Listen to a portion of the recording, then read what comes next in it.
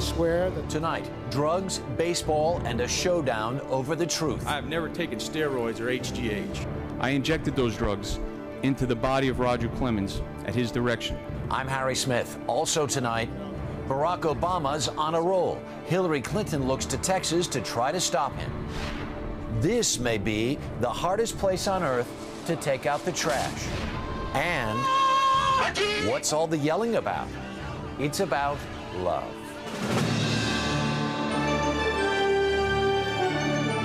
This is the CBS Evening News with Katie Couric. Good evening. Katie is on assignment. So who is lying? Roger Clemens, whose right arm made him a baseball legend, raised it again today, this time when he swore to tell the truth to a congressional committee. What followed was a truly remarkable scene. Clemens seething as he denied using steroids or human growth hormone. And just a few feet away was the trainer who insisted, under oath, he injected him with both. Justice correspondent Bob Orr is on Capitol Hill tonight. Bob? Harry, this was by far the toughest ticket in town today. A full-blown baseball Donnybrook featuring a legendary pitcher fighting hard to maintain his place in baseball history. Roger Clemens, baseball royalty, a statistical lock for the Hall of Fame, arrived with a championship-caliber entourage. As his accuser and former personal trainer Brian McNamee scooted in almost unnoticed. But inside a packed Capitol hearing room buzzing with big-game anticipation, the two stood side by side as equals. nothing but the truth. They swore to tell the truth and then spent the next 4 hours calling each other liars. I am saying Brian McNamee's statements about me are wrong. Let me be clear. I have never taken steroids or HGH. I told the truth about steroids and human growth hormone. I injected those drugs into the body of Roger Clemens at his direction. McNamee found support, and Clemens caught heat from Democrats. You understand that you're under oath, is that correct? They repeatedly challenged Clemens' denials, citing sworn statements from Yankee pitcher Andy Pettitte that Clemens had privately confessed to using performance-enhancing drugs. Mr. Clemens, do you think Mr. Pettitte was lying when he told the committee that you admitted using human growth hormones? Mr. Congressman, Andy Pettitte is my friend. I believe Andy has misheard, Mr. Congressman, on his comments about myself using HGH, which never happened. I think he misremembers. But McNamee did not get a free pass either. So you didn't tell the truth then initially to them? No, sir. You lied. Yes, sir. Many Republicans ridiculed the trainer's credibility, saying McNamee first denied shooting up Clemens with steroids and HGH. They accused him of changing his story as to how many shots were administered, and claimed he first tried to withhold the evidence, the old syringes and needles, which he now says implicates Clemens. But Roger Clemens is he's a titan in baseball. And you, and with all these lies, if they're not true, are destroying him and his reputation. Now, how does he get his reputation back? McNamee, who claims he injected Clemens more than a dozen times between 1998 and 2001, tried today to apologize. Well, it was something I shouldn't have done, and I'm ashamed for it, and that's why I'm here today. Why did you keep doing it for as many years? I just accepted it as the norm, and it was part of the culture of baseball. But Clemens showed only pride, insisting his record, baseball's winningest active pitcher, with 7 Cy Young Awards and nearly 4,700 strikeouts, was never aided by steroids or HGH. Somebody's tried to break my spirit in this room. They're not going to break my spirit. I'm going to continue to go out and do the things that I love to do. But you can tell your boys that I did it the right way, and I worked my butt off to do it. The hearing ended where it started, a he said dispute with no clear-cut winner, but at least one of the witnesses and possibly both are lying or lied today, and criminal charges could follow. Harry? All right, Bob, what happens next? Well, it's possible the committee could ask prosecutors to move in, but the prosecutors themselves had representatives at the hearing, and they don't need to wait for Congress if they think charges are justified. Bob Orr on Capitol Hill, thanks. But if the prosecutors are going to take more action, they're going to need evidence. Chief Investigative Correspondent Armin Katayan has been looking into that. Right off the bat, the hearing took on the tone of a trial. You understand that you're under oath? Under oath. Under oath. There were exhibits, affidavits, medical records, the search for truth buried in a sea of conflicting information. All I'm saying is it's hard to believe you, sir. Lie after lie after lie after lie. The best physical evidence against Clemens, the smoking guns, may be those bloody gauze pads, vials, and syringes McNamee said he used to inject the Yankees pitcher with steroids and human growth hormone in 2000 and 2001. A former police officer, McNamee told the committee he kept the material in a waste disposal box at home for years, for one reason. While I liked and admired Roger Clemens, I don't think that I ever really trusted him. Federal authorities have reportedly sent the evidence to a lab for testing, setting up a potential forensic duel. The most important thing is we're dealing with DNA, we're dealing with protein, we're dealing with steroids. A specialist in DNA analysis, Lawrence Kobylinski, says matching Clemens' DNA, if he agrees to provide a sample, to dried blood and trace amounts of anabolic steroids and HGH is possible, even after 8 years. I don't think doing the analysis is an issue. There will be results, but how you interpret those results becomes crucial in this case. I don't think those syringes would be admissible in almost any court. Clemens' attorneys have already made this pitch, accusing McNamee of manufacturing evidence. It's the silliest poppycock I have ever seen. Legal experts say defense lawyers could have a field day with evidence that sat around someone's home. We don't know what it went through between the time it was used and the time that it was placed into the custody of federal law enforcement officials. You just don't know those answers yet. So odds are the evidence will be inadmissible in court because there's no telling who handled it.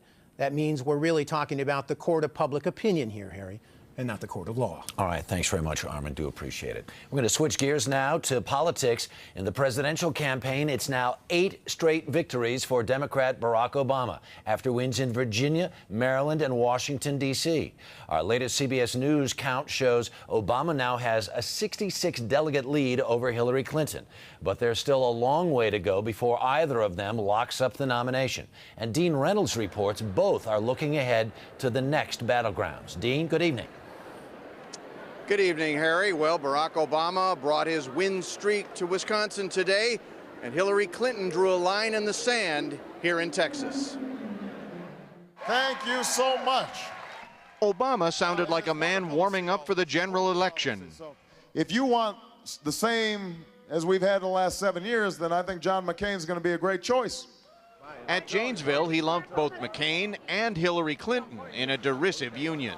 The politicians like John McCain and Hillary Clinton voted for a war in Iraq that should have never been authorized. Expected Obama victories next Tuesday in Wisconsin and Hawaii would put more pressure on the Clinton campaign as it undergoes a sudden staff shakeup. Searching for dents in his armor, the Clinton camp is now trying to push Obama into more debates. Maybe he'd prefer to give speeches than have to answer questions. Most immediately, the one-time frontrunner has her eyes upon Texas, and Tuesday night at least, the eyes of Texas were upon her.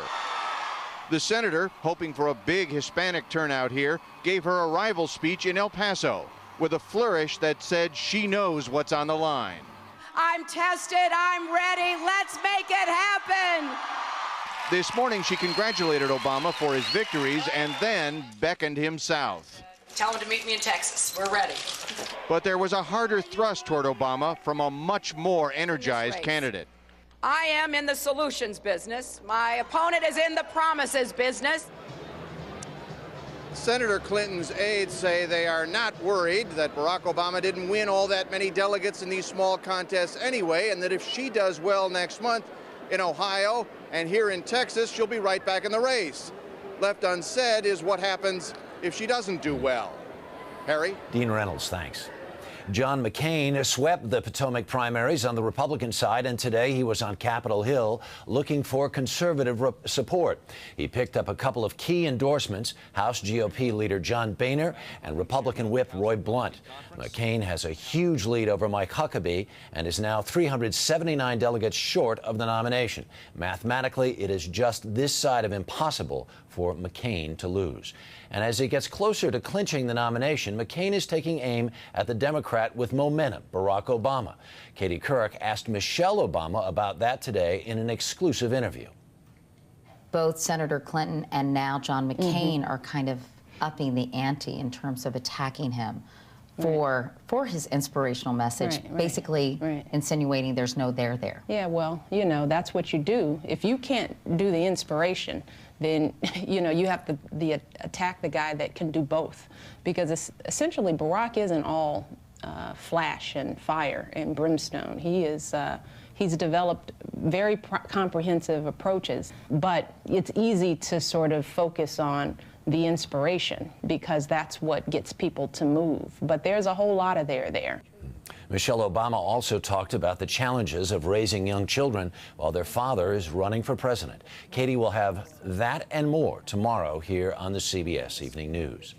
At the White House today, President Bush signed the economic stimulus bill designed to give the slowing economy a boost. Most taxpayers will be getting rebate checks to spend as they see fit, ranging from $600 for individuals to $1,200 for couples. The checks will go out beginning in May.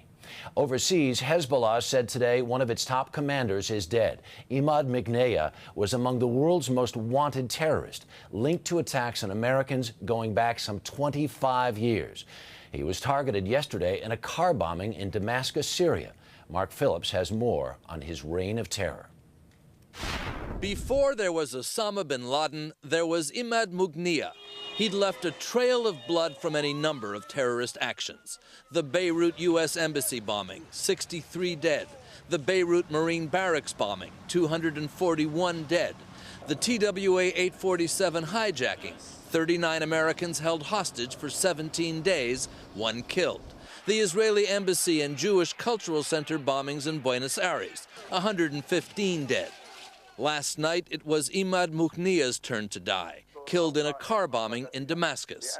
His so-called martyr's death announced on the militant Hezbollah-controlled TV station in Lebanon and blamed on Israel, which rejected the accusation but welcomed the assassination. The free and democratic world today achieved a very, very important goal. The State Department said the world is a better place without Imad Mighneh. His followers, though, promise revenge. Mark Phillips, CBS News, London.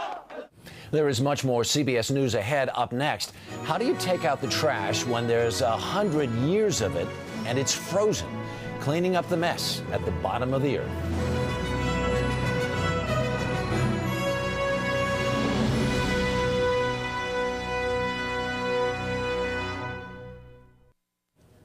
For decades, what people brought to Antarctica stayed in Antarctica, resulting in a vast wasteland of waste. Now the continent is attracting people like never before, especially tourists. And the fight is on to protect an environment that is like no other on the planet. John Blackstone concludes his journey to the bottom of the earth. Antarctica is a land of towering mountains and vast emptiness. A pristine continent with a big garbage problem. You're the garbage man of Antarctica. Yeah, I'm the biggest trash man in the continent. So. And Mark Furnish's challenge is this. None of the trash produced at McMurdo Station, America's main Antarctic base, can be left here because it would be here forever. If you go down to Scott's Hut, down there on the point, you'll still see seal carcasses that haven't even completely decomposed yet. Been there for a century. Been there for centuries. One of the beauties of Antarctica and one of its problems is that nothing goes away. This is the hut explorer Robert Scott built in 1901. It's completely unchanged. Inside the hut, it's an amazing scene of the past preserved. Everything remains just as it was more than a century ago. In Antarctica, it's so cold and dry, nothing decays, it just freezes. Those leftovers are now historical artifacts, but scientists and support workers today follow tough rules for trash. Think your recycling is complex? They have to sort into 14 different bins. Got some mixed paper, which I'm going to put in here. Then it all gets packed up and shipped 10,000 miles to California, even food scraps. The burnables are going to get burned.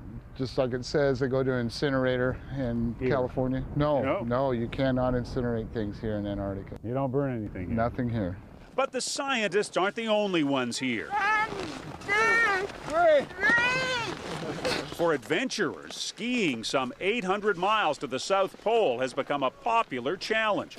More than 100 have made the trek in just the last 4 months. And with global warming threatening both the penguins and the ice at the bottom of the world, thousands of tourists seem determined to see this special place while it's still here. They're coming to Antarctica by the boatload. The number of tourists has nearly quadrupled in the past decade to 37,000 last year. That worries environmental groups keeping an eye on Antarctica. Antarctica should be protected as a wilderness, perhaps the last great wilderness on the planet. It should not be turned into a kind of ecotourism Disneyland. Well, David Biederman gives America's science program high marks for environmental sensitivity. One big project is raising concern, a plan to build a nearly 1,000-mile ice road so supplies can be dragged to the South Pole Station instead of flown in. As much as we support Antarctica being used for science, I'm not sure essentially the equivalent of an interstate highway from McMurdo Station on the coast to the South Pole Station at the pole makes terribly much sense. On a continent where every footstep, every piece of litter can last forever, global warming is not the only threat. John Blackstone, CBS News, Antarctica. And a dire warning today about another valuable corner of the Earth, the largest reservoir in the American West, Lake Mead. It straddles Arizona and Nevada, providing water to tens of millions of people. Scientists reported today that there's a 50-50 chance it could be completely dry by 2021. They blame climate change, drought, and population growth. Still ahead on the CBS Evening News, a Valentine Eve lesson in love for the Romance Challenge. Those storms that caused so much trouble in the Midwest and South this week hit the East Coast today. A wintry mix of heavy rain, snow, and ice made for a messy ride to work in Boston. And a lot of schools were closed in northern New York State, where as much as a foot of snow fell. And the storm claimed a victim in Washington. Defense Secretary Gates went to work today with his right arm in a sling. He broke it last night when he fell on the icy steps at his house.